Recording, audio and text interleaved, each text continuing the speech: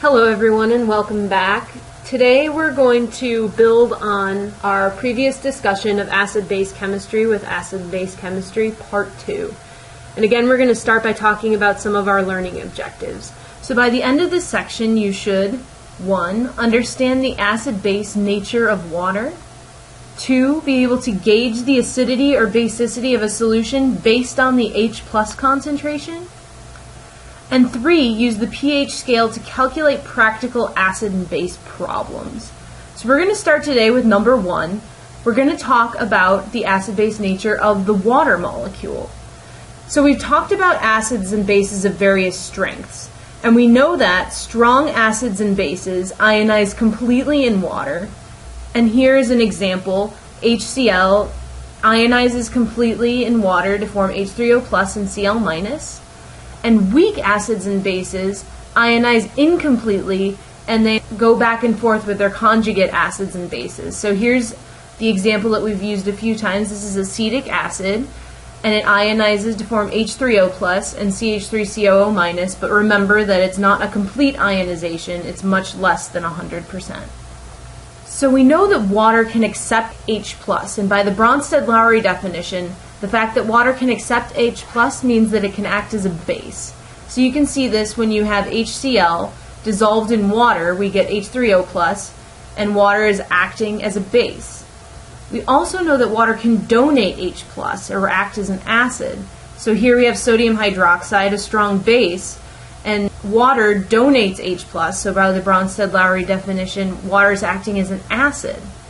What this means is that water is amphoteric. So this term, amphoteric, is just used to describe any substance that can act both as an acid or as a base. So water is amphoteric, and that's something that you want to remember. And water can act as an acid or a base depending on whether it's with an acid or a base. So there's an equilibrium of H+ donation and accepting that actually happens with water on its own at room temperature, but only to a very small extent. So you have two molecules of water. You have that H+ that can get donated, and then you have this equilibrium that lies very much toward the reactants. So we have mostly water molecules, but to some extent we have H3O+ and OH-. So this is called the autoionization of water, because it automatically ionizes just by existing with itself.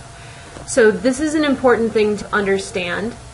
Water itself ionizes very weakly, and at room temperature, the product of the concentration of ions in water is 1.0 times 10 to the negative 14. So we talk about this autoionization, we see that we get H3O+ and OH-, and we can use the product of the H+ times the OH- ion concentration, and that ends up being 1.0 times 10 to the negative 14 at room temperature. So this is a number we're going to use a lot. It's going to come in handy when we're talking about acid and base concentrations in solution from here on out. So you can use this KW relationship to determine the H+ when you know the OH- or vice versa. So for example, in neutral water, we know that the H+ is equal to the OH-, and we can call this X. So if the Kw equals the H+ concentration times the OH- concentration, and both of those are X, we can call that X squared. And we know that that is equal to 1.0 times 10 to the negative 14. So if H+ equals OH-, that's going to be equal to the square root of 1.0 times 10 to the negative 14. And that means that H+ and OH- equal 1.0 times 10 to the negative 7. So now we're going to move on to learning objective 2, which is gauge the acidity and basicity of a solution based on the H+ concentration. So we've talked about this a little bit before when we talked about an acid or a base, but just a reminder. When the H+ concentration is equal to the OH- concentration, a solution is neutral. When the H+ concentration is greater than the OH- concentration, a solution is considered acidic. And when the H+ concentration is less than the OH- concentration, a solution is considered basic. So how can we say this quantitatively? H+ and OH- are usually really small numbers, and we denote them in scientific notation. You've been seeing this all over the place in these presentations. But it's easier and clearer to talk about acidity and basicity using what we call the pH scale. It gives us better numbers to work with. And so the way this works is the pH is the negative log of the H plus concentration. And we talk about this in terms of molarity. So it's the negative log of that value. The result of this is that a lower number for pH is a more acidic solution, and a higher number for pH is a more basic solution. So how does this work out quantitatively? Well, for acidic solutions, we know that the H plus concentration is greater than 1.0 times 10 to the negative 7, which is what it is for neutral solutions, which means the pH is less than 7. For basic solutions, the H plus concentration is less than 1.0 times 10 to the negative 7, and the pH is then greater than 7. For neutral solutions, as we talked about before, the H plus concentration is equal to 1.0 times 10 to the negative 7, and as you might expect, the pH is equal to 7. So what you need to remember is that as pH decreases, the H plus concentration increases. It seems a little counterintuitive, but it has to do with this negative log function. So let's talk about how we would use this in a practical application. So moving on to our last learning objective 3, which is to use the pH scale to calculate practical acid and base problems. So here's an example. If the pH of Mountain Dew is 3.2, what is the H plus concentration? So we know that the pH equals 3.2, that's given in the problem, and we know that pH is equal to the negative log of the H plus. If we want to get that H plus concentration alone, the first thing we want to do is multiply both sides by -1 to get rid of that negative. And then what we need to do is take the inverse of the log function. So that's not super obvious if you don't remember logarithms, so we'll review it.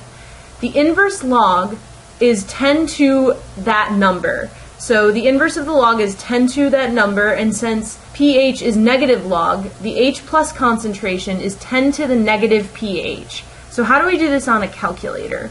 These might be a little old school at this point, but I think most calculators work about the same way. In order to get that 10 to the x, we use the second button, and then we press the log button. And you can see in the little yellow numbers above the log button, we have that 10 to the x. That's how we're going to get our inverse log. So you do second, and then the log function, and we know that 10 to the negative 3.2 is going to be our H plus concentration, and then we end up with 6.3 times 10 to the negative 4 molar, keeping in mind that those brackets around the H plus, that's always a molar concentration. So that's one way to find out the H plus concentration from the pH. You can also find out the OH minus concentration with this information in a couple of ways. But first of all, we'll remember that OH minus relates to H plus by that Kw, which is 1.0 times 10 to the negative 14. And in the last part of the problem, we figured out that H plus equals 6.3 times 10 to the negative 4. So now we have all the information we need to get the OH minus. So OH minus is going to equal 1.0 times 10 to the negative 14 divided by the H plus concentration. So then we have 1.0 times 10 to the negative 14 divided by 6.3 times 10 to the negative 4. And that ends up being 1.6 times 10 to the negative 11. So that's one way to figure out the OH minus concentration. There's also another way, and that's by using what we call POH. This is just like pH, but you use the OH minus concentration instead of the H plus concentration. So what it works out looking like is POH equals negative log of OH minus. And so the way this P function works is that if you take the P of anything, it ends up being the negative log of that thing. So it's pretty easy to remember. As long as you know one, you can do it for any of them. So this POH can be useful as well. Remember that H plus concentration times OH minus concentration equals 1.0 times 10 to the negative 14. If you take the negative log of both sides, and remember how these logs work, you have the negative log of H plus times OH minus equals the negative log of 1.0 times 10 to the negative 14. So if you remember how logarithms work, the negative log of H plus times OH minus is the same as the negative log of H plus minus the log of OH minus, and that equals 14, which is the negative log of 1.0 times 10 to the negative 14. So we know that the negative log of H plus is pH, and the negative log of OH minus is POH. So now we have this relationship, this pH plus POH equals 14. So using this information, if we want to solve the Mountain Dew problem a different way, remember that the last thing we tried to do was find the OH minus concentration based on the pH. And there's another way that we can do this using this POH situation. So if the pH equals 3.2, what's the POH? We know that 14 equals pH plus POH, so 14 equals POH plus 3.2. So the POH is going to equal 14 minus 3.2, and that equals 10.8. So then we just need to go from POH to OH minus concentration, which is just like going from pH to H plus concentration. So the OH minus concentration is going to be 10 to the minus 10.8, which equals 1.6 times 10 to the negative 11 molar. And that's the same number that we got before. So you can use whatever method works best for you. Whatever makes the most sense and is the easiest for you to manipulate, that's the method that you should use. All of these relationships exist. It's just a matter of personal preference, the way that you get to the final answer.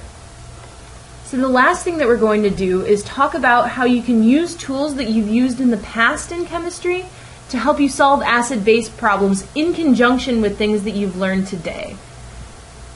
So for example, if you have a 20 ml solution and you know that the H plus concentration is 7.6 times 10 to the minus 7, and then you dilute that solution to a final volume of 60 mils, what's the H plus concentration now?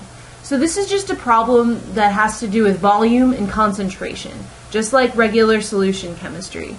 So you can use C1V1 equals C2V2 just like you have in the past. So now we just need to break down the problem into what information we have and plug it into the equation the same way that we have before. So we know that C1 is equal to the H plus concentration of the initial solution, and V1 is equal to the initial volume. So C1 equals 7.6 times 10 to the minus 7, V1 equals 20 milliliters, and then we're going to solve for C2 because that's the final H plus concentration, which is what it's asking for. And we know that V2, or the final volume, is 60 mils. So we just plug that all into the equation and solve for C2. So we have 7.6 times 10 to the minus 7 times 20 mils. That equals C2 times 60 mils. So C2 equals the H plus concentration, which equals 7.6 times 10 to the minus 7 times 20 divided by 60 in order to get C2 alone.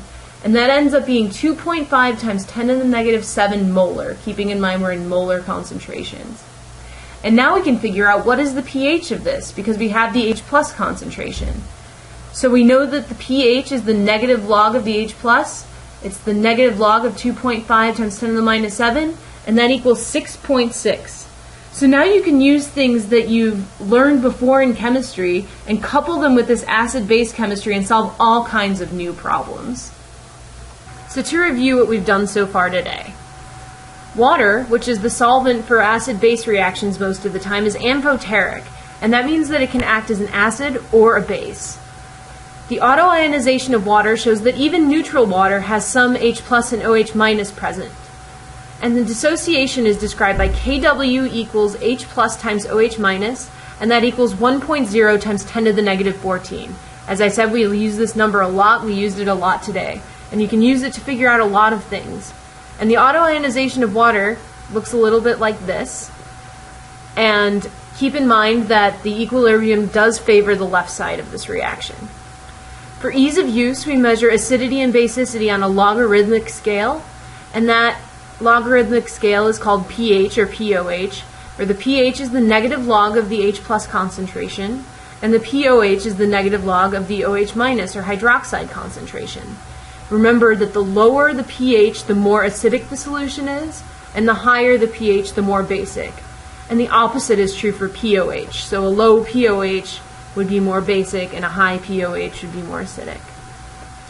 And you can use all this information along with relationships that you already know from solution chemistry, and you can determine all sorts of things about acidic and basic solutions, and design all sorts of situations where you can control the pH. So thanks a lot for listening again. If you have any questions, please let myself or your instructor know, and I look forward to working through some problems with you.